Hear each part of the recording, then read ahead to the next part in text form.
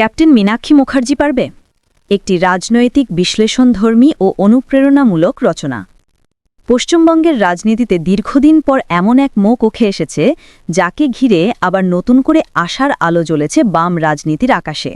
সেই মুখ কমরেড মীনাক্ষী মুখার্জি, যে মেয়ে একসময় ছাত্র আন্দোলনের লাল পতাকা হাতে নিয়েছিল কলেজের মাঠে, আজ সে ক্যাপ্টেন, কর্মীদের কাছে, ছাত্রদের কাছে, শ্রমজীবী মানুষের কাছে।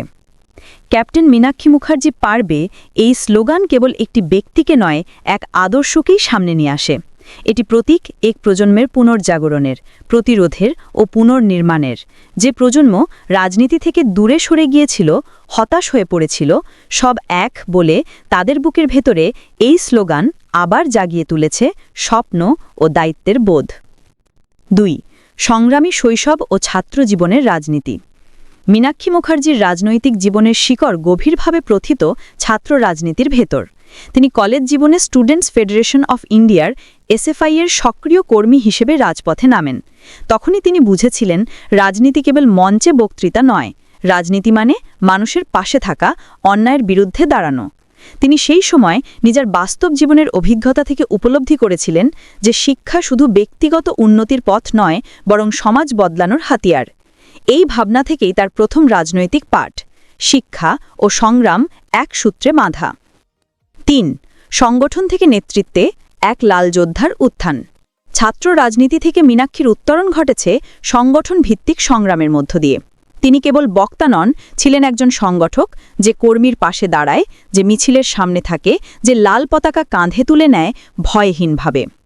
ক্রমে তিনি ডিওয়াইএফআই ও পরে সিপিআইএমের রাজ্য রাজনীতিতে জায়গা করে নেন। শ্রমজীবী, গ্রামীণ নারী, কৃষক ও ছাত্রের আন্দোলনের সঙ্গে নিজেকে যুক্ত করে ২০২১ সালের বিধানসভা নির্বাচনে যখন বামফ্রন্ট ও কংগ্রেস যৌথভাবে লড়াইয়ে নামে, তখন তিনি ছিলেন সেই সংগ্রামের অন্যতম মুখ। ক্যাপ্টেন উপাধি তখনই জন্ম নেয় তার নেতৃত্বগুণ, দৃঢ়তা ও ত্যাগ দেখে। এই নামটি কোনো পার্টির আনুষ্ঠানিক তকমা নয়, এটি মানুষের দেওয়া নাম, কারণ তিনি নেতৃত্ব দেন সামনে থেকে, নির্দেশ নয়, অনুপ্রেরণা দিয়ে। ৪. তৃণমূল ও বিজেপির বিরুদ্ধে লড়াই, দ্বিমুখী প্রতিরোধ। পশ্চিমবঙ্গের রাজনৈতিক বাস্তবতায় বর্তমানে দুই মেরু, একদিকে তৃণমূলের দুর্নীতি, স্বজনপোষণ ও হিংস্রতা, অন্যদিকে বিজেপির সাম্প্রদায়িক বিষবাষ্প। এই দুই শক্তি মিলে রাজ্যের গণতন্ত্র, প্রশাসন ও মূল্যবোধকে ধ্বংস করছে। এই অবস্থায় মীনাক্ষী মুখার্জি লড়ছেন দ্বিমুখী শত্রুর বিরুদ্ধে, একদিকে স্বৈরাচারী ক্ষমতা, অন্যদিকে বিভেদের রাজনীতি। তিনি বলেন, এই লড়াই কেবল সরকারের বিরুদ্ধে নয়, এই লড়াই ন্যায়ের, মর্যাদার, জীবিকার। তার প্রতিটি বক্তৃতা তরুণ সমাজে নতুন প্রশ্ন তোলে, আমরা কেন চুপ করে থাকব, কেন রাজনীতি মানে ভয়ের বিষয় হবে? এই প্রশ্নগুলোই আজকে তরুণদের রাজনীতির মঞ্চে ফিরিয়ে আনছে। ৫. আমরা পারব একটি প্রজন্মের পুনর্জাগরণের স্লোগান। আমরা পারব তিনটি সাধারণ শব্দ, কিন্তু আজ এটি এক রাজনৈতিক ও সাংস্কৃতিক পুনর্জাগরণের প্রতীক। যখন তৃণমূল বিজেপির দ্বন্দ্বে রাজনীতি ক্লান্ত, যখন হতাশা তরুণ সমাজকে নিষ্ক্রিয় করছে, তখন মীনাক্ষী মুখার্জি এই স্লোগান দিয়ে বলছেন, আমরা পারব কারণ আমরা সংগঠিত। এই আহ্বান শুধু বাম সমর্থকদের জন্য নয়, এটি শ্রমিক, কৃষক, ছাত্র, নারী, বেকার, যুবক, সব কিশোর মানুষকে একত্রিত করার ডাক। তিনি দেখিয়েছেন যে বাম রাজনীতি মানে শুধু ইতিহাস নয়, ভবিষ্যতের পরিকল্পনা। এই স্লোগান যেন লেনিনের কথার প্রতিধ্বনি, hope is revolutionary when it becomes organised. ৬. 2026 election ও তার প্রতীকী ভূমিকা। 2026 সালের বিধানসভা নির্বাচন পশ্চিমবঙ্গের জন্য হবে এক ঐতিহাসিক লড়াই। একদিকে পুঁজিবাদী, কর্পোরেট পুষ্ট দলগুলো, অন্যদিকে বামপন্থী শক্তি, যারা মানুষের রাজনীতি ফিরিয়ে আনতে চায়। এই প্রেক্ষাপটে মীনাক্ষী মুখার্জি হয়ে উঠেছেন এক প্রজন্মের রাজনৈতিক প্রতীক। তিনি কেবল একটি প্রার্থী নন, তিনি প্রতিরোধের মুখ, পুনর্গঠনের মুখ। যুব সমাজ তার মধ্যে দেখছে তৃণমূলের দমন নীতির বিরুদ্ধে সাহস, বিজেপির ধর্মীয় বিভেদের বিরুদ্ধে যুক্তি এবং এক নতুন বাম রাজনীতির মানবিক মুখ। 2026 পথে সিপিআইএমের লড়াই যত তীব্র হবে, মীনাক্ষী মুখার্জির নেতৃত্ব ততই হয়ে উঠবে কেন্দ্রীয়। তিনি একাই নয়, হাজার হাজার ক্যাপ্টেন মীনাক্ষী মুখার্জিকে গড়ে তুলছেন প্রতিটি স্থানীয় আন্দোলনে। ৭. নারী নেতৃত্ব ও আদর্শিক দৃঢ়তা। ভারতের রাজনীতিতে নারী নেতৃত্ব অনেক সময় প্রতীকী হয়ে থাকে, কিন্তু মীনাক্ষী মুখার্জি তা নয়। তিনি নেতৃত্ব দেন বাস্তব সংগ্রামের ময়দানে, ঝড় বৃষ্টির মধ্যে, পুলিশি ঘেরাটোপে, মিছিলে। তিনি নারী নেতৃত্বকে শুধু নারী হওয়ার গর্ব হিসেবে নয়, বরং শ্রেণীচেতনা ও ন্যায়বোধের অনুশীলন হিসেবে দেখেন। তার কথা ও কাজ এক সূত্রে বাঁধা। তিনি যেমন ছাত্রনারীর অধিকার নিয়ে কথা বলেন, তেমনি মাটি গিয়ে কৃষকের পাশে দাঁড়ান।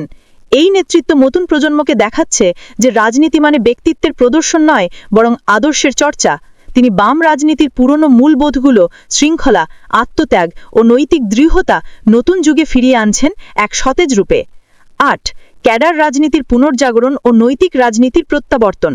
বাম রাজনীতির শক্তি সবসময় ছিল সংগঠিত ক্যাডার বাহিনী, কিন্তু গত 10 বছরে সেই ক্যাডার ভিত্তিক আন্দোলন দুর্বল হয়ে পড়েছিল প্রশাসনিক দমন, হতাশা ও নেতৃত্বের সংকটে। মীনাক্ষী মুখার্জি আবার সেই শক্তিকে জাগিয়ে তুলেছেন। তিনি দেখিয়েছেন ক্যাডার মানে কেবল দলীয় সৈনিক নয়, ক্যাডার মানে রাজনৈতিক শিক্ষার্থী, আদর্শের ধারক। তিনি কর্মীদের উৎসাহ দিয়েছেন চিন্তায় ফিরে যেতে, রাজনীতিকে জীবনযাপন হিসেবে দেখতে আর মানুষকে সংগঠনের কেন্দ্রবিন্দুতে আনতে। এই পথেই পুনর্জীবন পাচ্ছে সিপিআইএম এর জনভিত্তি, গ্রামীণ সভা, কলেজ ক্যাম্পাস ও শ্রমজীবী মহল্লায়। ৯. মীনাক্ষী মুখার্জি একটি রাজনৈতিক দর্শনের প্রতীক। মীনাক্ষী মুখার্জি কেবল একজন রাজনীতিবিদ নন, তিনি এক দর্শনের বাহক, যেখানে রাজনীতি মানে নৈতিকতা, যেখানে নেতৃত্ব মানে অংশগ্রহণ, যেখানে আদর্শ মানে জীবনযাপন। তিনি সেই নতুন ধারা গড়ে তুলছেন, যেখানে রাজনীতি আবার মানুষের জীবনের অংশ হবে, বক্তৃতার বিষয় নয়, বাস্তব প্রতিরোধের শক্তি। ১০. উপসংহার। আমরা পারব মানে ভবিষ্যতের প্রতিজ্ঞা। আজ যখন রাজনীতির ভাষা হয়ে উঠেছে স্বার্থের, দুর্নীতির ও ঘৃণার, সেই সময় ক্যাপ্টেন মীনাক্ষী মুখার্জি পারবে এই উচ্চারণটি হয়ে উঠেছে এক বিকল্প পথের ডাক। এটি কোনো ব্যক্তি পূজা নয়, এটি আন্দোলন, সংগঠনীয় মানুষের প্রতি বিশ্বাসের পুনর্জন্ম। মীনাক্ষী মুখার্জি আমাদের শেখাচ্ছেন রাজনীতি মানে ভয় নয়, রাজনীতি মানে দায়িত্ব ও আশা। তিনি পারবেন, কারণ তিনি একা নন, তিনি হাজার মানুষের আশা, লক্ষ মানুষের রক্তে লেখা সংগ্রামের উত্তরাধিকার। ক্যাপ্টেন মীনাক্ষী মুখার্জি পারবে মানে আমরা সবাই পারব, যখন সংগঠিত হব, যখন মাথা উঁচু করে বলবো আমরা মানুষ, আমরা লড়ব, আমরা জিতব।